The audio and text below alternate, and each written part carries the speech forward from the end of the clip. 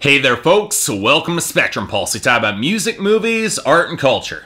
And today, we're going to be talking about the newest album from Yelawolf, titled Love Story. I've been getting requests to cover this album for months now. Hell, ever since it was announced. Ever since I said I was both a hip-hop critic and the only country music critic really on YouTube, I've been asked to talk about Yelawolf, affiliated with Shady Records, and one of the more perplexing and unique talents to be affiliated with Eminem in any way. But before I talk about Yelawolf, I need to talk about the fusion of country music and hip-hop, other words known as country rap. Believe it or not, country and hip-hop do have a disturbing amount in common, which is I'm always baffled why so many people are always so amazed that I like both genres. I mean, country and hip-hop are both driven by strong regional pride. Both genres are used to telling a lot of stories, and both love their alpha male superheroes, especially if they're outlaws. Both, as of right now, have a serious problem sustaining female talent in the mainstream without overt sexualization, and both have been going through significant growing pains when it comes to more progressive audiences. Both aren't afraid to speak about the real problems of the downtrodden and talk about real social issues, unlike any other genre except maybe punk, or at least they used to be before what got popular in the mainstream were songs about booze, cars, and butts. So okay, what do we get with country rap? Well, many people think it started with artists like Uncle Kracker and Kid Rock and Bubba Sparks in the early 2000s, gaining some degree of traction with the success of acts like Colt Ford. And I define success loosely because, let's be blunt, most of this stuff is goddamn terrible, thanks mostly to the fact it caters to the lowest common denominator and generally suffers from a serious deficiency in rapping talent and charisma. And thus the choice of Yelawolf to start moving in a more gritty, country-influenced sound has always kind of intrigued me. I mean, he started off with a ton of buzz off of very well-received mixtapes, buzz that mostly went out the window thanks to the generally underwhelming and messy debut album Radioactive. The frustrating thing is that Yelawolf is a solid and unique rapper, at least from a technical perspective, but his production really let him down on Radioactive, generally sounding thin and underweight. The album suffered from a serious lack of focus and texture as well. Yelawolf is a spitter, and oftentimes a damn good one, but he didn't exactly blow me away in terms of his content or show off the elements that made him so unique and distinctive as a rapper. Well, it's clear that Yelawolf understood that because he took all those criticisms to heart, and after an EP he did with Ed Sheeran of all people, which really makes way more sense the more you think about it, he dropped another mixtape and finally released his sophomore album, Love Story. And the look of it is much different. Recorded in Nashville with only Eminem as a guest star on one song and with a very limited number of producers, this looked to be something a lot grittier, with the single Till It's Gone both on it and Shady 15 suggesting a sound that was closer to country rap than anything else he'd done before. So you could bet I was curious about this album and I dove deep into it. So,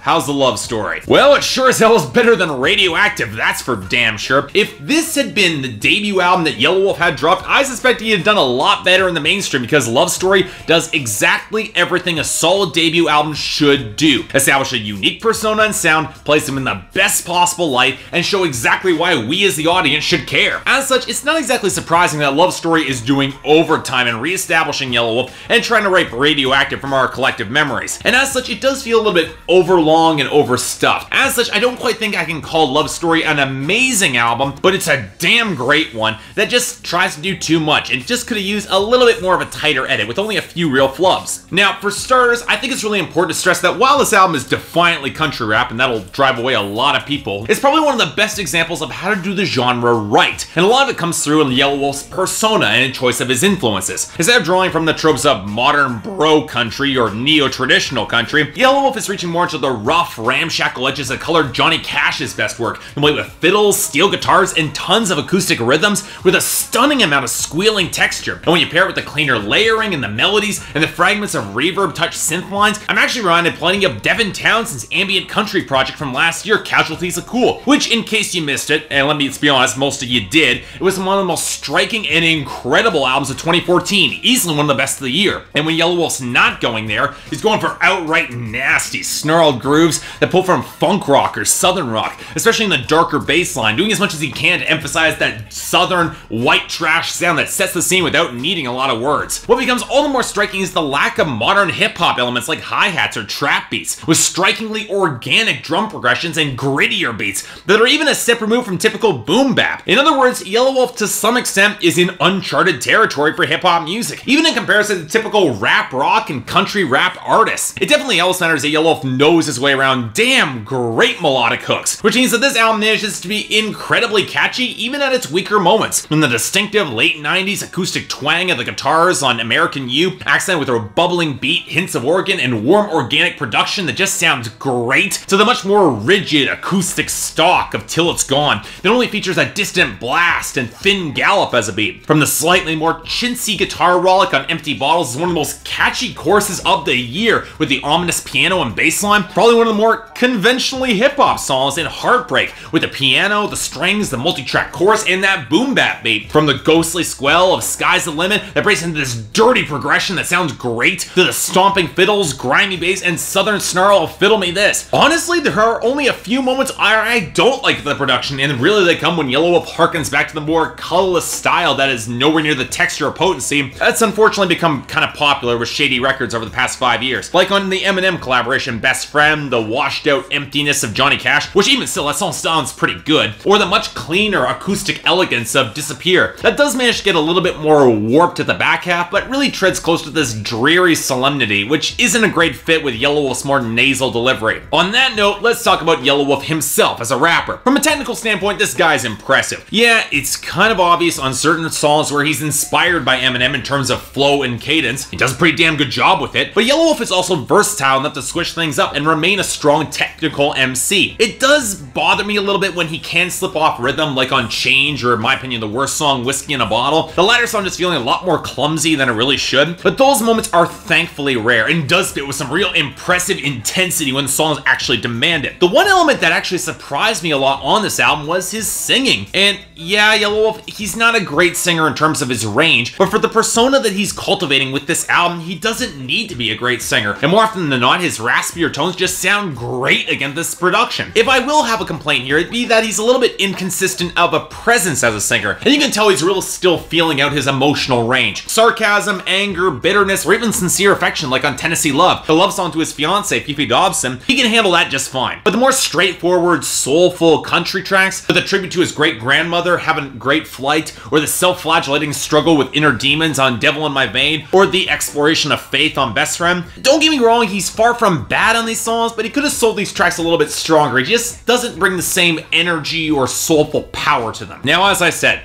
this album's trying to do a lot, and you've probably seen a fair number of topics that I've discussed that Yelawolf is tackling on this record, which takes us to our lyrics and themes, but what I really like is how well Yelawolf does define who he is. He's the outsider from both hip-hop, music, and polite society, who stays true to himself no matter how ugly or rough-edged that image might be. And if you know where the targets of his anger are, men who conform to that American dream that continues to reveal itself as ever more hollow, a baby mama who's aggressively leeching off him in one of the most vividly descriptive songs on the record. Yelawolf has a real gift for description and setting a really vivid scene. Dig the hell out of that. Or a system that actively exploits without any regards to the real responsible parties that do deserve punishment. It reveals a streak of rough-edged individualism that, I admit, really does resonate with me. But Yelawolf is smart enough to show a glimpse into his own world and bring forward some real vulnerability as well to make him more human. The ugliness of his alcohol abuse on Empty Bottles, his insecurity at not yet being the breakout success and star on Johnny Cash, and his abuse as a child on Disappear. And believe it or not, Yelawolf did find an answer.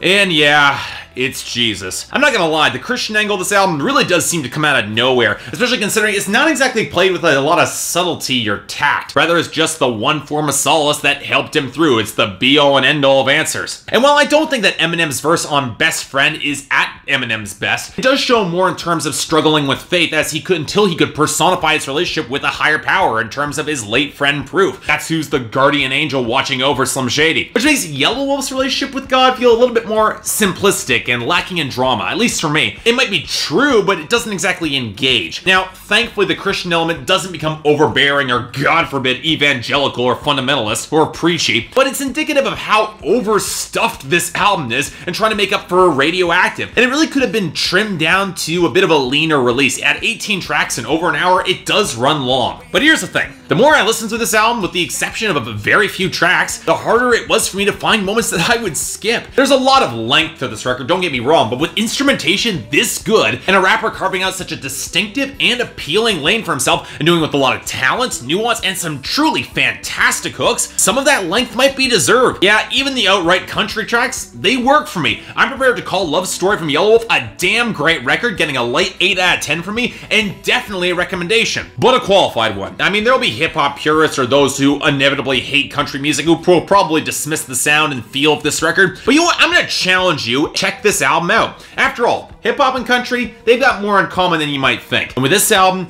Yelawolf might have dropped the record to show that combining them actually can work. So check this out. So yeah, thanks a lot for watching. If you'd like to like and subscribe, I'd be more than grateful.